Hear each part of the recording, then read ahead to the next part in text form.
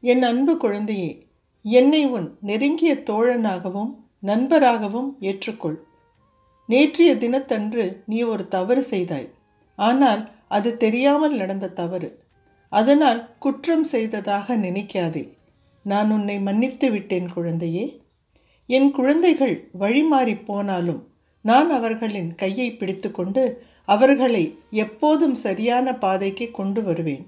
அதனால் நீ கவலைப்படாதே. உன்னை சுற்றி இருக்கும் அத்தனை பேரும் உன்னை மிகவும் நேசிக்கிறார்கள். மேலும் நானும் உன்னை மிகவும் நேசிக்கிறேன். தைரியத்தை கைவிடாதே. உனக்காக நல்ல காலம் கூடிய சீக்கிரத்தில் தொடங்கப் போகிறது. மகிழ்ச்சியுடன் இரு. என் ஆசீர்வாதம் எப்போதும் உன்னுடன் இருக்கு.